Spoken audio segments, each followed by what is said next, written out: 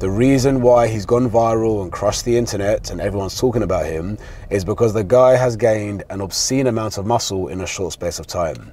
What's going on YouTube, it's Jason, and in this video we're going to be discussing Mesut Ozil and his shocking transformation. Now, for those of you who don't know who Ozil is, he's an ex-professional footballer. He's played at a lot of the top clubs. As a Tottenham fan, I personally remember him from his time at Arsenal. The guy literally single-handedly on his own destroyed our team sometimes. He was so good. But in the last 9 to 12 months, the guy has packed on a lot of muscle. I'm gonna call it early, somewhere in the region of 8 to 10 kilos, judging by photos. And he's also got a lot leaner. So what I'm gonna do in this video is go through his current training routine and other factors and see whether or not his gains are realistic. Let's head to the gym. So in terms of today's workout, we're going to be focusing specifically on Ozil's resistance training. He does do cardio, things like kettlebell swings and medicine ball slams, but let's be real, if it was just about Ozil losing body fat, I probably wouldn't be making this video. The reason why he's gone viral and crushed the internet and everyone's talking about him is because the guy has gained an obscene amount of muscle in a short space of time. So that's the kind of stuff I'm going to be going through in this workout. So we're going to start off with the exercises that Ozil does for his back. First one is reverse grip lat pull down. It's a great exercise for the back and the biceps. The grip means that we focus a lot more on the biceps. It's a great exercise for adding back thickness and also developing the forearms.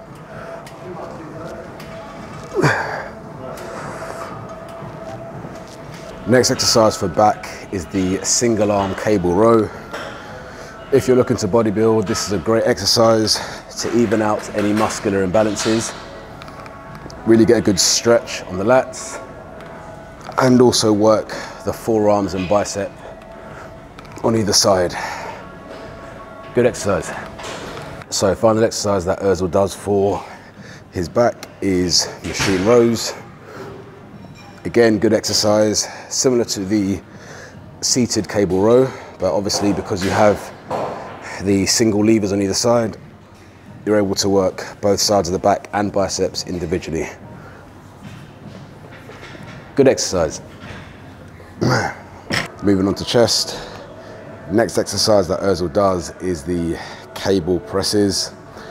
I don't personally rate this exercise. I think that you can't really go as heavy as you probably need to go compared to your barbell and your dumbbells.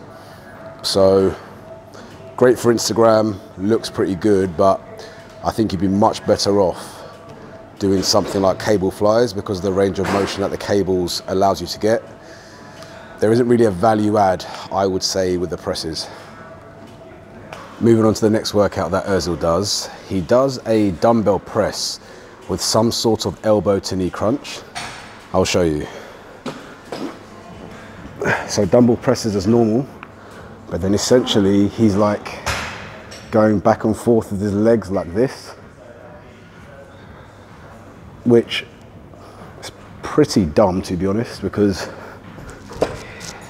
part of your power comes from actually keeping your feet planted on the floor and generating force through your glutes and your core.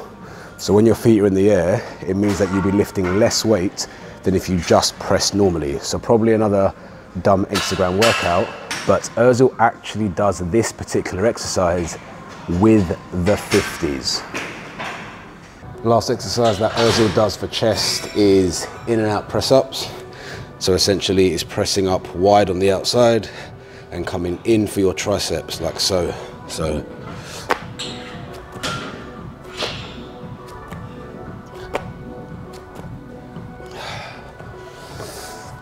Again, I'd probably say decent for like cardio, endurance and like calisthenic stuff. But if you're looking to build mass and you have access to a gym, I'd say this was a pretty dumb exercise. Press ups in general, you can use them as like a supplement to a decent chest workout, but you can't really depend on them for muscle size because after you do like 60 reps, it's quite difficult to progressively overload. Next exercise that Ozil does is dumbbell shrugs. To be honest, I'm not a massive fan of these. I think there are much better ways to activate your traps. A lot of bodybuilders will tell you otherwise. They think it's like the holy grail of like trap development, but things like your rack pulls, things like your face pulls, and even your rows, I would say do a much better job at activating your traps and hitting all the heads of the traps. But yeah, I'd say this is an okay exercise. So in terms of bicep work, Ozil does barbell curls. I'm not going to labor over this one. This is an absolute staple if you want to build the biceps. Great exercise. So second exercise Ozil does is the dumbbell curl. I'm not going to go through that one. It's like the barbell curl but with dumbbells. This again is great for both sides of the bicep if you want to work them individually. The third exercise is the rope bicep curl, which yeah, it's pretty good again for the squeeze, good for the range of motion, decent exercise. The main exercise that you see Ozil doing for the triceps is cable pushdowns. Again, another solid exercise for hitting both heads of the triceps on either side. I like this because even though it comes off one cable pulley, when you extend at the bottom, you are extending on either side singly. So again, very good for any muscular imbalances if you're bodybuilding. So as I mentioned, Ozil does some cardio exercises, which we won't go through today. In terms of his resistance training, what are my thoughts? His routine is all right. Like I said before, it will do well on social media because he does a lot of the supplementary exercises that look quite cool. But for someone that's gained in the region of 10 kilos of muscle mass, I would probably want to see more compound exercises. That is exercises that work multiple muscle groups at once, because that is pretty much the main way you build muscle mass, and obviously progressive overloading. So yeah, workout, I would say meh. Let's go home and review the rest of the information that we have. So we've analysed Ozil's training, which to be honest, I'm not blown away by. Moving on to his nutrition, I'm not going to go into too much depth on this because when you do the research, he hasn't put too much information out there about his nutrition. But Ozil's gone clear, he's got a lot of money, he's probably got a dietitian and or a chef, so I'm sure he's got that part covered. Moving on to the rates of gain, because some people have suggested that because Ozil was new to training, he might benefit from newbie gains. Newbie gains are the gains you get when you first ever start weightlifting. They are steroid-like and they're the most you will ever gain in your entire life. The research shows people are gaining typically between 15 to 20 pounds of muscle in their first year. I think that's total body weight and that's massively inflated in my experience. It's more like somewhere between 5 and 15 pounds, which is about 2 to 7 kilos. If you're going to gain the upper end of that, you have to have phenomenal genetics. Number one, if you look back into Ozil's past, he's not brand new to weight training. The guy was doing weights at Arsenal with coaches. So he had an opportunity to gain some muscle if he was genetically gifted.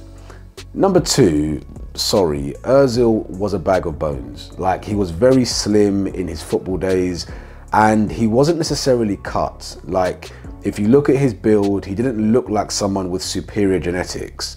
If you look at football players like Jude Bellingham or George Elokobi or Hulk, Lukaku, Micah Richards, to name a few, these boys are solid. You can see that if they started weight training, they're gonna absolutely blow up. As a matter of fact, Micah Richards has blown up. If you see him on his punditry, he's now massive, and I could always see that from his playing days. Ozil wasn't built like that, so he's not somebody with superior genetics, and so I would rule that part out. He's gained all this muscle without crazy genetics and a substandard training program. And finally, there are some red flags in my opinion with Ozil's body. Now, I haven't been on steroids myself, but I've trained at many bodybuilding gyms and I've also coached people who are on steroids. So I have learned a thing or two on what to look for. Number one, muscle size and definition. Ozil definitely has those and is starting to look a little bit dry in his abs. Number three, Ozil's skin is flushed and red. That's a very typical sign if you have fairer skin and you are on gear. And number four is the bloat. The water retention that you typically get from steroids typically bloats your face. And now I know that Ozil's always had a bit of a chubby face, but I feel like it looks even fuller. So for me, I personally think that there was more than chicken and rice involved in Ozil's transformation.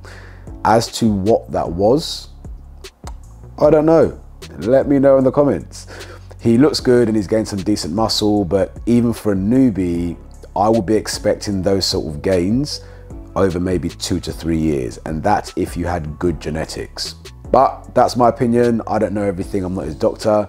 Let me know what you think in the comments. Don't forget to like this video if you enjoyed it and found it helpful. Subscribe to my channel to follow me on this journey, and I'll see you again soon.